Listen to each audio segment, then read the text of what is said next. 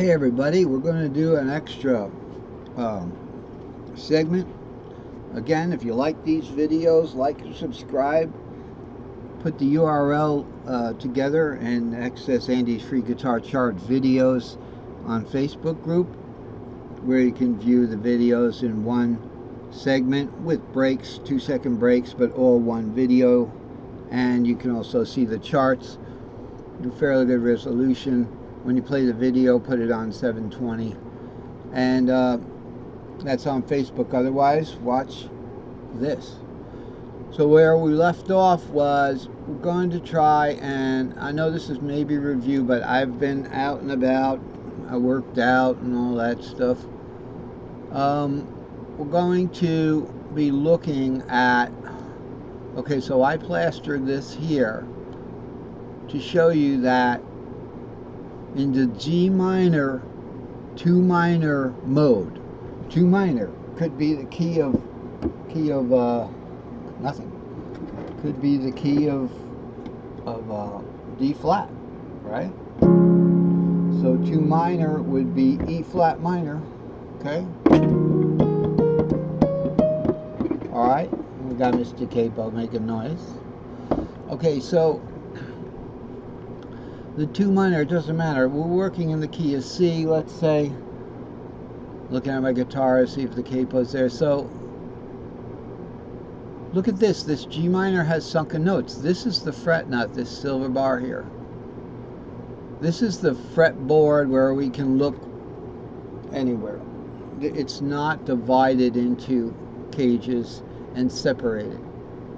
So we can't get that G minor. Well, if you follow the word caged, now we're just looking for the next position up from G minor is going to be E minor, as you know. And that's obvious to you because we're watching the video, but I've had like a 4-hour break. So the E minor shape now, as you know, is going to be up here, the next shape up. Here's an E minor, here's an E there. So it's essentially 6, 2, 4, E minor shaped D minor in the key of C. All right, so there it is, but we're not looking at this part. We're not looking at this part. This part goes away, but we don't want to hide that because then we'll lose sight of that nice E minor. What we're going to be looking at is the top 3 strings, 4, 6, 2. Here is a first inversion, E minor, D minor in the key of C. Okay, E minor shaped D minor top 3 strings. So we're looking for a rule of thumb that we can play these guys at. Okay, we can play these particular squares. So that G minor's right there. You can see how far around this we got, not. So we have to move along. So while we're on the, now with the new chart here, I've got the bottom string shape, and by the way, that's what the string shapes are defined as. The string shapes are defined as the bottom string. So if we look at this box here, we know we're in the E box. If we're just anywhere looking, hey, let's look for another E minor. Let's look for another G minor. All right, there is that one. I thought, hey, there's one. There's another G minor, but where are we on the chart? I don't know. Well, we're in D box because I added in all the bottom string shapes. So we got the same thing here. We're going to start that G minor shape third. It's going to start on the third in the key of C. That would be the E. Right? So where are we? We are in the D box in that particular case. Now, where are we going to put the capo? On the 2. Why? Because when you play a D up here, real deal D, the low open E, this is your open E, becomes the second of that D minor, which is right here. Okay, so we're in the D box. We're going to play the bottom part of that G minor shape, okay, which is easy because we don't have to stretch that far, but we're going to start on the 3, which is the E. Here's your E. We're going to start on your E, so you have to have a down-tuned guitar if you want to do that. Otherwise, you have to do it from up here. Now, without the capo there, it would be...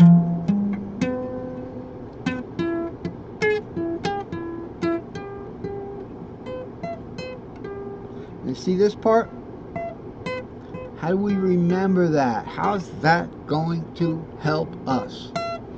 I can't remember that there's 3 easy notes up there. So how am I going to remember it? We're going to do the G minor here, the outer notes of the G minor, and the inner notes of the next cage up. Okay? So what's the next cage up in that case? Okay, I've gone ahead and put our little G minor right under the fretboard here. So we've got our G minor shape bottom. Okay, but this is unplayable. We can't play this, right? This is the sunken zone. Okay, and then we'll just give us a nice silvery color, maybe like that. And this is our fret nut right here. That's the fret nut. Well, kind of camouflaged it. Alright, so what we've got here is, we can't play this, so we've got our bottom 3 strings is going to be what? It's going to be 3, 5, and we're going to select the 7th, which is the 2. Now keep in mind we're in the 3 minor, so the 7th of 3 minor. Okay, we've got 3, we've got 5, and we've got 2. Didn't get this 7 because it's below the fret nut. Supposedly we can't get it because we're going to be working on the open strings here. Okay, or a capo. So you can do various keys, various capo positions, whatever. But you'll be able to do this stuff. So we've got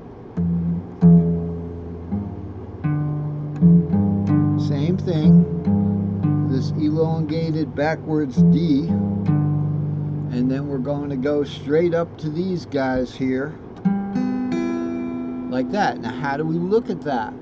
G minor in caged, C-A-G-E, goes to E minor. E minor's here.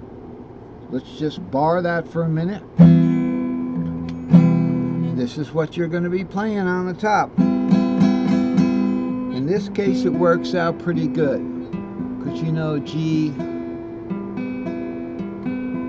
has that nice minor up there. You can even start from the 7th, which is D now because we're in the 3rd. So here would be your D-shaped C.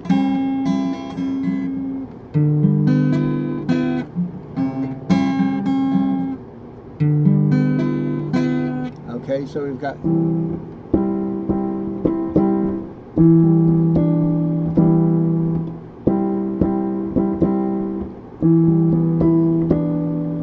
okay, so where's that 7th? Right here.